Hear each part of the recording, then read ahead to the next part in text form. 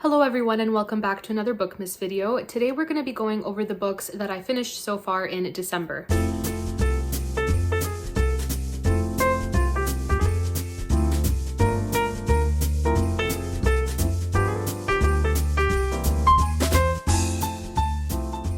I did read quite a lot this first half of the month and there's a lot of books to get through. I did start a few of them in November and then finished them this month, so it's not like I started and completed all of these books within the last couple of weeks. And I also have some short stories and novellas in the mix as well, so they're not all very long, but there are definitely a lot to get through, so let's just dive right in. I'm first going to talk about the books that are not Christmassy, and then we'll go over all the festive reads because there are quite a few. We'll first talk about The Merchant of Venice by William Shakespeare. This one I really enjoyed. I also really like that this is the No Fear Shakespeare edition. It was very helpful in just understanding everything that was going on. This one was really interesting. We're first introduced to Antonio, who is basically the main character, and he, on behalf of his friend Bassiano, borrows a lot of money from a Jewish moneylender named Shylock. At the time, Venice was a huge powerhouse for commerce and naval ships and everything. And in this play, Antonio owns a lot of ships. He is very well known within Venice, and Shylock as well. He's one of many different Jewish moneylenders. And so Antonio's asking Shylock if he can borrow this money. Antonio really dislikes Shylock, mainly because he's Jewish. Shylock agrees to lend him the money on the condition that he will give him 1 pound of his flesh. Antonio agrees to this contract of sorts, and there's a lot of tension between the two men.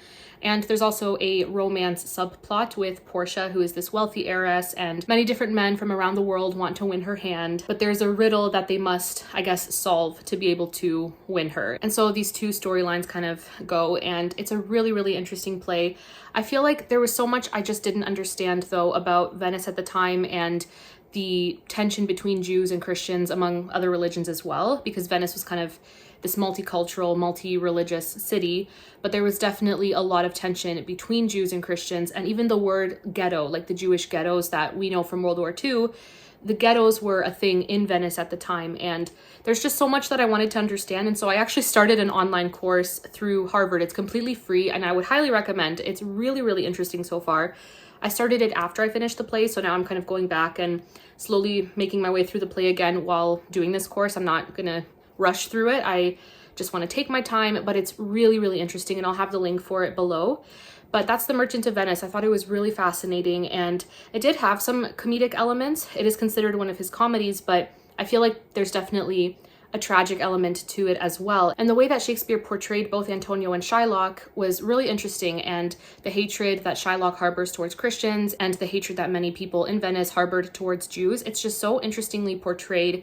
And you are meant to feel for Shylock, even though he is basically the villain of the story. He's not portrayed in a positive light, but you're also made to feel really bad for him. And even though Antonio and Bassiano are the heroes of the story, so to speak, they definitely got on my nerves, and it's just such an interesting play. I would highly recommend it, and I am so glad that I read it. Next up is The Further Chronicles of Avonlea by Ella Montgomery, and I had meant to finish it in November for the More Montgomery Challenge. I didn't get a chance to, but I did enjoy it for the most part. It's kind of a middle-of-the-road short story collection at the end of the day. Like, not every short story was a 5-star read. It started off really strong, and then it kind of got worse throughout, and I'm so sad because I love Ella Montgomery's writing. Her writing didn't change throughout. It's just incredible. She has such beautiful prose, but the first stories I felt were definitely the best in this collection. So I'll just quickly go through the short stories and just briefly mention what I thought about them. So the first one is Aunt Cynthia's Cat, and that one I thought was really funny. This woman, Aunt Cynthia, leaves her cat with her 2 nieces. The cat goes missing, and story goes from there. I thought it was hilarious. Then we have The Materializing of Cecil, and I also really loved this one. It was very melodramatic and silly, but I so enjoyed it. In this one, we have Miss Charlotte, who has never had a suitor, and she makes up this story to this group of women about this suitor from her past. They all believe her, and then a man who fits the description to a T shows up in Avonlea, and things go from there. Then we have Her Father's Daughter, which I found to be like a 4-star read. It has to do with the reconciling between a husband and wife and their daughters getting married and all of that. And I just found the adults to be very immature in the story, but it was really enjoyable. Jane's Baby, I would say, is like a 3-star read. It just has really immature sister rivalry in it, but I did enjoy it. I'm gonna leave my favorite one to talk about last just because I loved it so much. But the next one is The Brother Who Failed. This one was really, really sweet. It has to do with sibling relationships. I believe there are 5 or 6 siblings in this family. And there's a little bit of cheese to the story, but it's mainly about one of the brothers who is often overlooked. And then all of these siblings, they come together for some sort of family reunion. And they're all recounting the ways in which this brother, who is often overlooked, has made such a huge impact on their family. And it was really, really heartwarming. I really loved this one. The Return of Hester was kind of weird. It's a ghost story. I'm not sure it was for me, but it was interesting. And then we have The Little Brown Book of Miss Emily, and this one's actually from Anne's perspective, from Anne of Green Gables. And her and Diana meet this very, very grumpy old lady. She soon passes away, and then Anne receives this package with a little brown book that belongs to this woman, and we learn a little bit more about her past. Yeah, it was interesting. Not a favorite though. Then we have Sarah's Way, which I thought was fine. It's all about drama in the romance department. It's very silly. The son of his mother I found irritating. The mother in the story is very obsessive over her son, and he just wants to live his life and get married. And she's not about that, and I really did not like her. The Education of Betty was my least favorite in this collection. Our narrator, his friend passes away and leaves behind a wife and daughter. And the narrator kind of takes the daughter under his wing, is kind of like a father figure for her until she turns 18, and they develop romantic feelings for each other. And I was just not about that, so not a fan of The Education of Betty. I remember absolutely nothing about In Her Selfless Mood and The Conscience Case of David Bell, or Only a Common Fellow and Tanis of the Flats. Those 4 were probably 2-star reads. I did not find these stories memorable at all. Those were the last few stories in the collection, and it definitely did go downhill. But I did leave my favorite story for last, and that is The Dream Child. And this one, wow, it pulled on my heartstrings. It is a short story, so not a lot happens, but it's told from the perspective of a man who, he and his wife lose their baby. I think he's a toddler actually when he dies. And it is just so tragic. The way that Ellen Montgomery portrayed grief, especially grief experienced by a father, it was just so, so beautiful in the way that she portrayed that. It just felt so deep, and there was also very, very atmospheric writing. It felt very gloomy. It's a coastal setting, so we get some descriptions of the sea. And then one day this couple, they hear a baby wailing, and it's very, very eerie, but such a good short story. It was definitely my favorite. So that is the Further Chronicles of Avonlea. Started off really strong, ended off a little meh, but I do always enjoy Ellen Montgomery's writing. Next up is a book that I would now consider a favorite historical fiction of all time and a favorite of the year, and that is The Frozen River by Ariel Lawhon. I adored this book. I tabbed it up so much. I couldn't help myself. I underlined and wrote all throughout the story, and I did buddy read this as well with Amanda, which was such a fun experience. Wow, this was a powerful story. I need to read part of the prologue. It is so eerie and just a perfect opening to this story. The body floats downstream, but it is late November and the Kennebec River is starting to freeze. Large chunks of ice swirling and tumbling through the water, collecting in mounds while clear, cold fingers of ice stretch out from either bank, reaching into the current, grabbing hold of all that passes by. Already weighted down by soaked clothing and heavy leather boots, the dead man bobs in the ebbing current, unseeing eyes staring at the waning crescent moon. It is a miserable night with bitter wind and numbing frost, and the slower the river moves, the quicker it freezes, trapping him in its sluggish grip, as folds of his homespun linen shirt are thrown out like petals of a wilted brown tulip. Just an hour ago, his hair was combed and pulled back, tied with a strip of lace. He'd taken the lace, of course, and it's possible, fate is such a fragile thing after all, that he might still be alive if not for that choice. But it was an insult on top of injury. Wars have been fought over less. The dead man was in a hurry to leave this place, was in too much trouble already, and had he taken more care, been patient, he would have heard his assailants in the forest. Heard, hidden, held his breath, and waited for them to pass. But the dead man was reckless and impatient, panting. He left tracks in the snow and was not hard to find. His hair came loose in the struggle, the bit of lace reclaimed and shoved in a pocket. And now that hair, brown as a muddy riverbank, is a tangled mess, part of it plastered to his forehead, part in his mouth, pulled there during a last startled gasp before he was thrown into the river. His tangled, broken body is dragged along by the current for another quarter of a mile before the ice congeals and grinds to a halt with a tired moan, trapping him 15 feet from the shore, face an inch below the surface, lips parted, eyes still widened in surprise. And that is how the story begins, with this man, Joshua Burgess, dead in the Kennebec River in Maine in the late 1700s. He is one of 2 men accused by a woman named Rebecca Foster of raping her, and he ends up dead, and there is a trial, and it is absolute insanity. But the story is told actually from the perspective of a woman named Martha Ballard, who was a real woman at this time. She was a midwife, and we get a lot of what it was like being a midwife at the time. It is just so wonderful. The way that the author portrays Martha Ballard. If I hadn't become a nurse, I probably would have become a midwife. I love midwifery in books so much. I will say this book is not for the faint of heart. It deals with some really difficult topics. We do have some stillbirths mentioned. We have very gruesome scenes. Of course, Martha's a midwife, so there's childbirth, and sometimes she's also tasked with assessing dead bodies. And so this man found in the river, she does assess his body, and it's pretty gruesome and detailed. But what I so love is that the author did not trivialize any of the gruesome details. Everything that she described, it was appropriate to the story, in my opinion, and it was portrayed as part of Martha's vocation, part of her job. It's a necessity. The characters that I grew to love, I loved so much, and they were just so well drawn out, and the awful villains of the story were just terrible, absolutely terrible, especially Colonel North. What a guy, what a terrible human he was. I also loved how the author portrayed marriage. Martha and her husband, I don't know how to pronounce his name because I know some people say Ephraim, like the Hebrew way, but some people say Ephraim. Everyone kind of says it differently, but in my head I was saying Ephraim, but I don't know. Anyways, Ephraim, her husband, and Martha have such a beautiful marriage, and the way it was portrayed was so beautiful.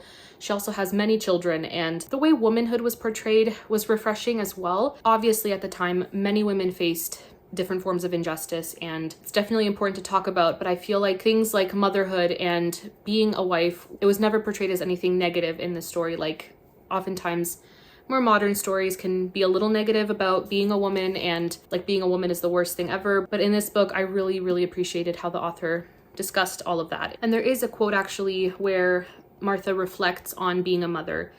And it says, "I've lost my train of thought, cannot recall what I meant to find in the diary. This is the trouble faced by any woman who sets pen to paper in a busy household.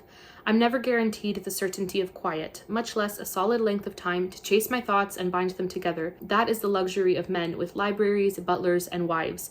Mothers find a different way to get their work done." I just love how she explored womanhood in such a beautiful way. And so this book is really a thriller, and we have a lot of court scenes, and even though I'm not typically into that kind of thing, like courtroom thrillers, I loved this so much. It is not a fast-paced book, but even so, I found it to be a page-turner. Even though it's quite slow-paced and very much a slow burn, I still found it to be a page-turner. I also found the justice system to be really interesting, and I definitely wanted to do more research after, just because there were certain things that absolutely blew me away, and not in a good way. I was really taken aback by the way the justice system worked. It was also very young. This was the 1700s in America.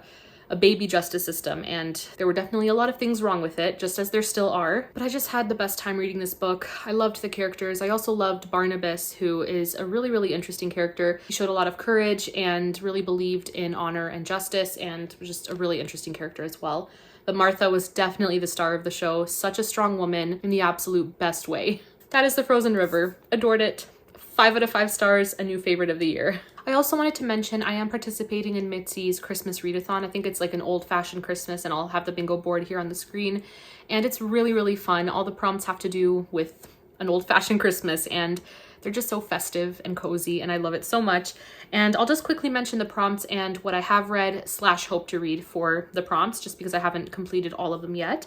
But the first one is Old Fashioned Christmas, a book that features an old-fashioned Christmas or has an old-fashioned cover. I did purposefully read The Adventure of the Christmas Pudding by Agatha Christie for this prompt. The second prompt is a book that features music, and for that one I just went with A Christmas Carol because of the title.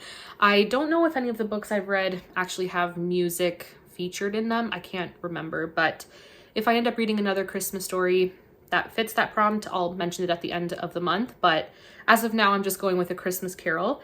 The third prompt is The Nutcracker. It is a fairy tale or has fairy tale elements. I'm currently in the middle of A Boy Called Christmas by Matt Haig, and this is the book that I'm using for that prompt. I am about halfway through, and hopefully we'll finish it in the next couple of days, but I'm really enjoying it. The fourth prompt is a book featuring a romance or a wedding, and for that one I'm currently in the middle of Christmas at Sugar Plum Manor by Rosanna M. White. It's set in the Edwardian period, so it's kind of old-fashioned, and it also features a romance, so that's what I'm using. Then the fifth prompt is a book featuring a gift, and Mitzi did say that the group read Miracle on 34th Street would fit this prompt. I haven't started it yet, I just picked it up from the library, but I'm very excited to read this one. And this one also fits the sixth prompt, which is Jolly Old Saint Nick, or a book where Santa is mentioned. Santa's on the cover, so that's what we're going with. But the seventh prompt is Letter to Santa, and that's an epistolary novel or has journal entries or letters. For that one, I'm just gonna go with Letters from Father Christmas by Tolkien. I'm rereading this one and having the best time, and that's what I'm using for that prompt. And the eighth and last prompt is Rudolph the Red-Nosed Reindeer, and that's to watch a movie adaptation. I'm not a huge movie person, but around the Christmas season, I always watch Little Women, which is my favorite movie of all time, even though I'm not huge on movies.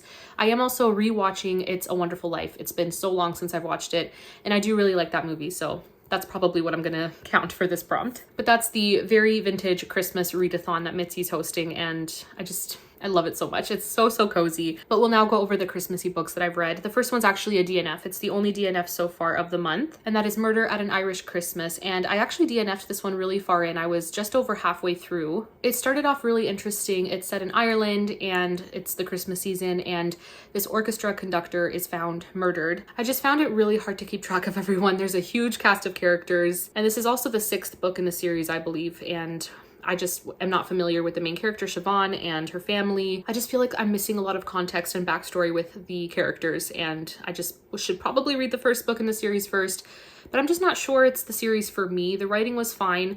I just wasn't really into it. It's also why I don't really read a lot of cozy mysteries. I often, struggle to connect to the characters. They feel more like cookie cutter characters, and that just has to do with my personal reading tastes. I think a lot of cozy mysteries out there are fun, and I do have two actually that I really enjoyed this month, and I'll be talking about them shortly.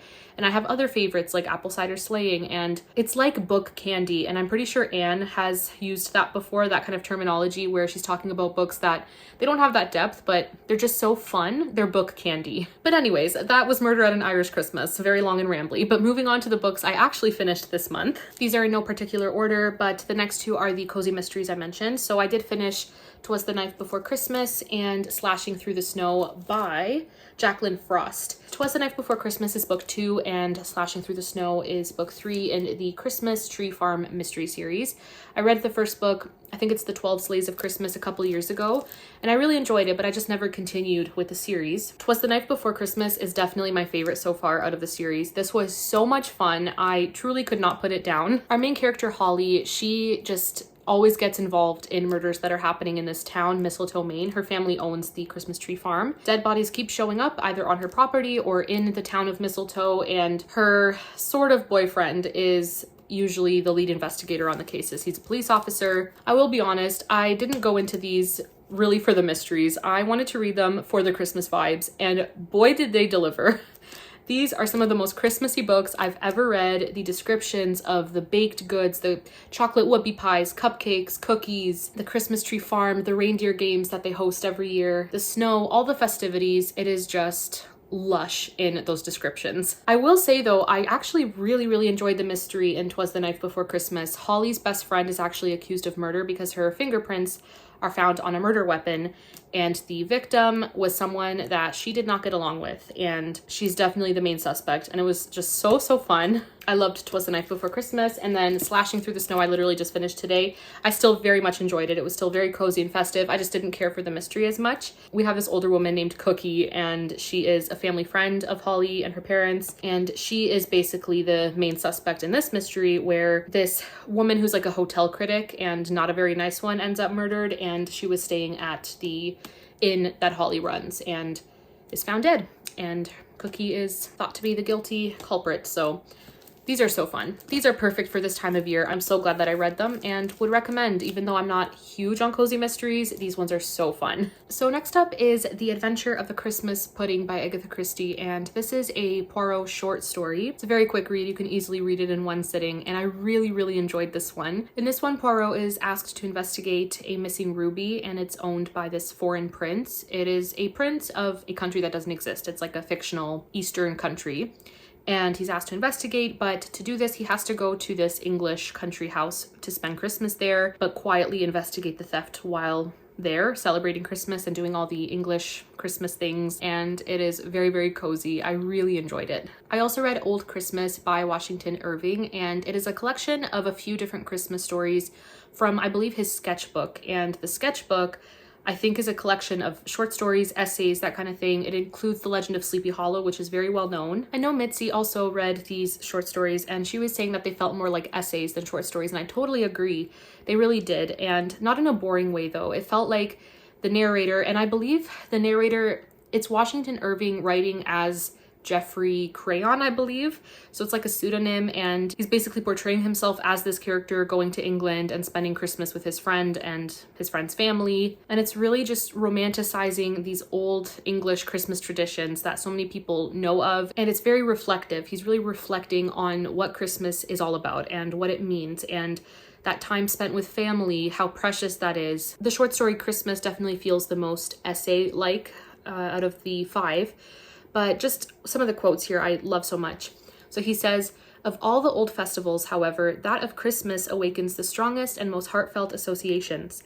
There is a tone of solemn and sacred feeling that blends with our conviviality and lifts the spirit to a state of hallowed and elevated enjoyment. The services of the church about this season are extremely tender and inspiring. They dwell on the beautiful story of the origin of our faith and the pastoral scenes that accompanied its announcement.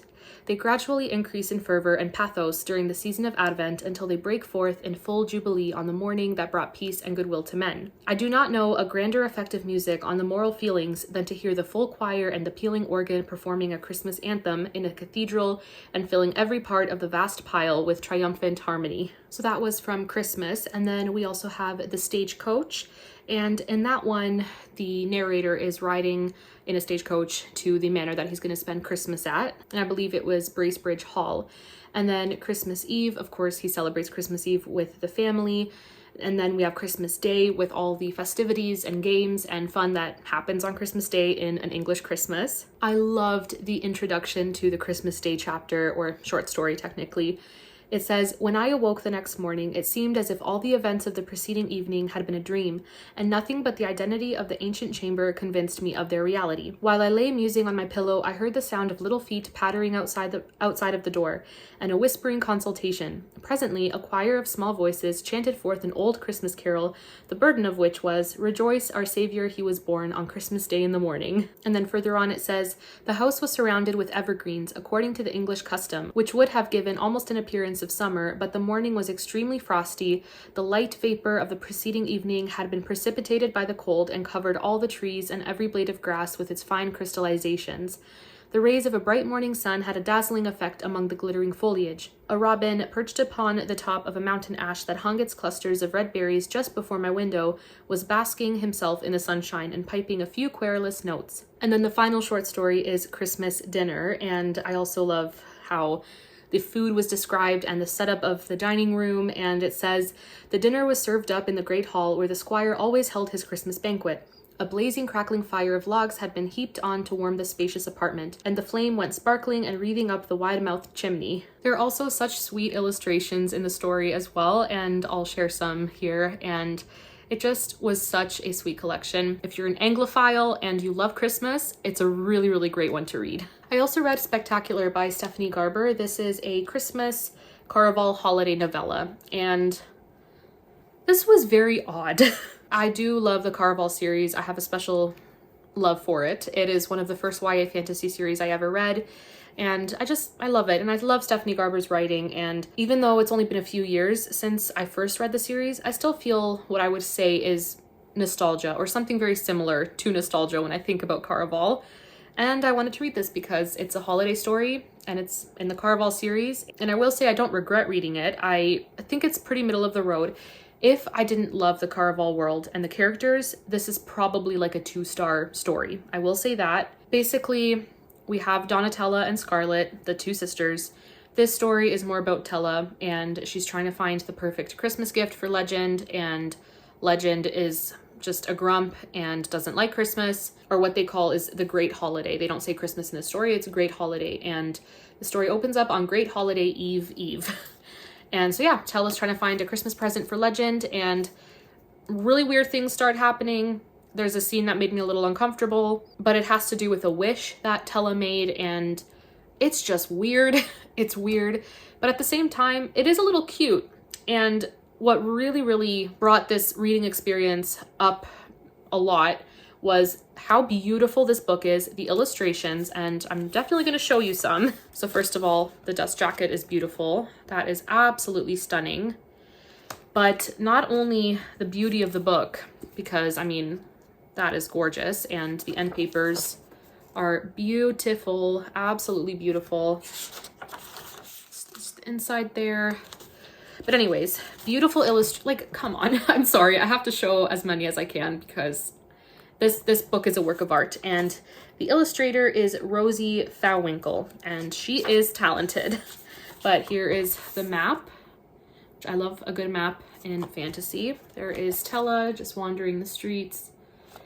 But anyways, beautiful illustrations. I also listened to the audiobook while physically reading. The audiobook was fantastic. It had sound effects all throughout of what was going on in that specific scene, and it had music throughout as well, which I've never listened to an audiobook that has music throughout, not just at the very, very beginning or the very end. Last picture I'll show, but there's Scarlett and Julian. Absolutely beautiful. But anyways, like I was saying, the audiobook was fantastic. Brought the reading experience up a massive notch. But odd story, it was still fun. It was still festive. I love the world of Carval, and I think the author should do one like this, but with Evangeline and Jax. Just my opinion, but that is spectacular. I also read Jane and the 12 Days of Christmas by Stephanie Barron. This is one of the later books in the Jane Austen mystery series, and I really enjoyed it. I have also read the book, I think it's Jane and the Year Without a Summer, and I really enjoyed that one as well. And the first book in the series I had DNF'd a while ago. I just found it very dry, but evidently it gets better throughout the series. So I do want to read more of the later books and maybe some of the earlier ones too if they sound interesting to me, but it's really fun having Jane Austen as a sleuth. And this one, Jane and Cassandra and their mother are spending Christmas at this manor house called the Vine, and it's owned by this prestigious family. A lot of really significant political things have been happening, including Napoleon being banished to the island of Elba. A man that shows up at this manor ends up dead, and there is evidence that he may have been involved in some political schemes that have to do with France and everything. So the Napoleonic Wars as a backdrop is really, really interesting. Reading this, I felt very similar as I did reading Jane and the Year Without a Summer. I wasn't too into the mystery, to be completely honest. It's not the mystery that made me want to come back to the series after reading the other one. It's just spending time with Jane, having Jane as the narrator. It is first person, which isn't always my favorite, but I really like that Jane Austen is the narrator. And just spending time with her and her family members. And this one in particular was fun because it is set over the 12 days of Christmas. So it starts on Christmas Eve and then goes through the 12 days. And it is just full of the old-fashioned Christmas. So this would also have worked for the old-fashioned Christmas prompt for Mitzi's Readathon. It just has all the games that they would have played, the food they would have eaten, and all the vibes of an old-fashioned English Christmas.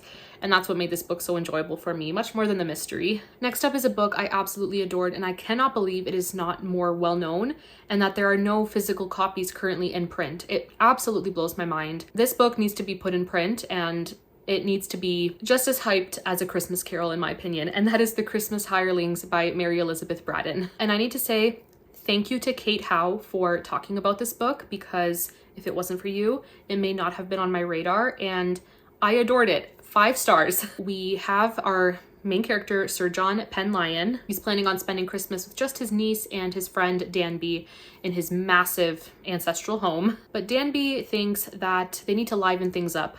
Sir John is a little bit of a curmudgeon and reminds me a little bit of Ebenezer Scrooge. And so Danby suggests bringing some hirelings or little kids to liven up the place for the Christmas season. And so he brings these 3 kids there, and they quickly crawl their way into Sir John's heart, especially little 4-year-old Moppet. And the story is one of the most beautiful stories I've ever read. I listened to it on Audible. It was narrated by Richard Armitage, and it's honestly one of the best audiobooks I've ever listened to.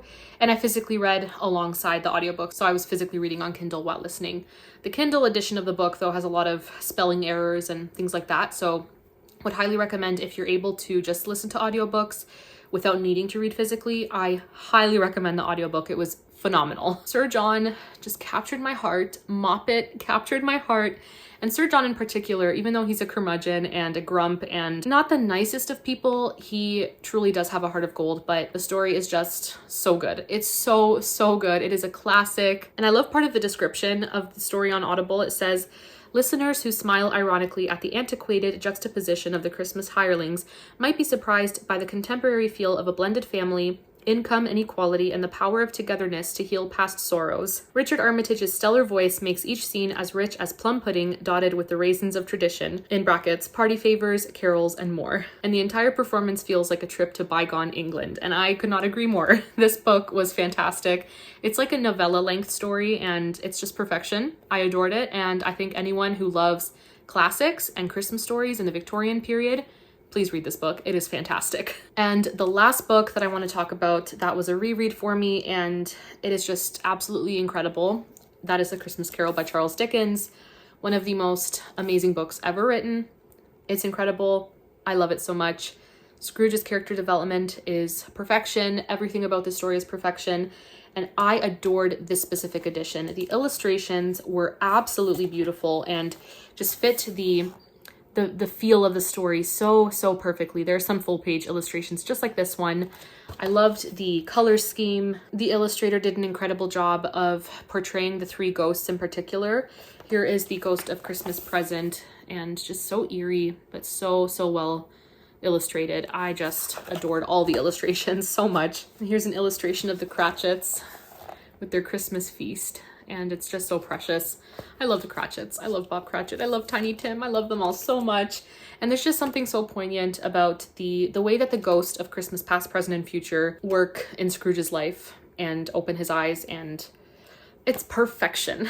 I adore this so much. I love the very end, and if you haven't read the story, this is a spoiler for the end, so you may not want to listen, but I love when Scrooge approaches Bob Cratchit and kind of acts as his old self on purpose. So he walks into his office and Bob is there. "Hello," growled Scrooge in his accustomed voice, as near as he could feign it. "What do you mean by coming here at this time of day?" "I am very sorry, sir," said Bob. "I am behind my time." "You are?" repeated Scrooge. "Yes, I think you are. Step this way, sir, if you please."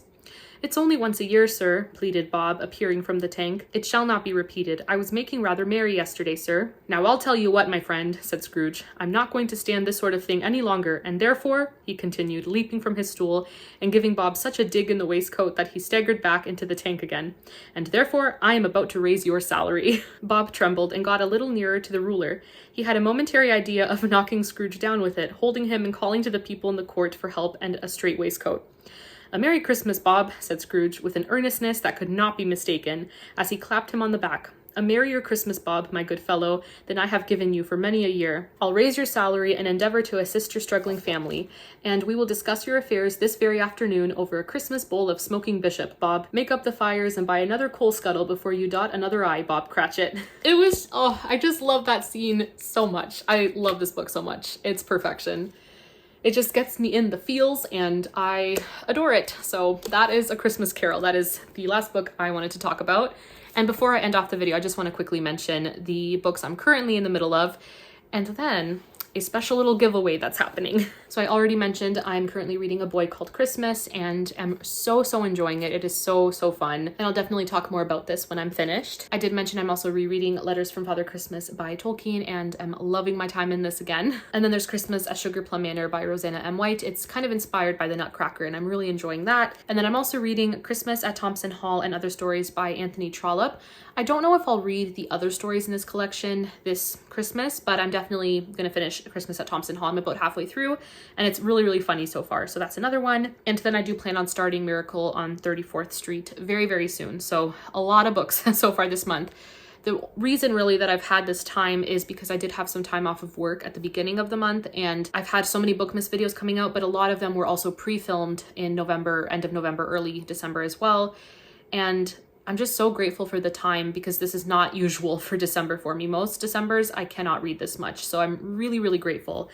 But now we're going to talk about a giveaway that I'm doing in honor of recently hitting 3 years on BookTube, as well as the Christmas season. I just wanted to say a big thank you to each and every one of you for being here, for subscribing, for watching and commenting and liking my videos and making me feel like filming these videos is worthwhile, like I truly am part of this community, and there are just so many of you like-minded people that love to read, and it just warms my heart more than I can ever express, and I'm more grateful than words can express, and you guys are all amazing.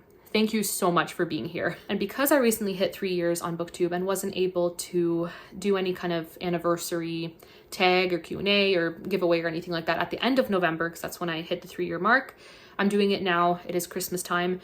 So today, I believe this video is going up on December 15th, and the winners of the giveaway will be announced on December 25th. So Christmas Day, I will post a video with the winners, and the options are either a gift off of your Amazon wishlist if you have an Amazon wishlist, or I could send you a gift card for a bookstore of your choice, the value being $20 American for the 3 winners. So that is the giveaway, and all you have to do to enter is comment below that you want to enter this giveaway. That's all. Just let me know in the comment section below that you would like to enter this giveaway, and then on December 25th, I will announce the winners. December 24th is the cutoff. I do have to film a day before just so I have time to upload and everything, but that is the giveaway. I wish I could do more, but truly know that I am so grateful for all of you. But friends, that is it for this very long video. A lot of books that I had to get through, and it's just been such a great reading month so far. And just a great month in general, a great December, and I truly feel so blessed. But thank you all so much for watching, and I'll see you in my next BookMas video. Bye!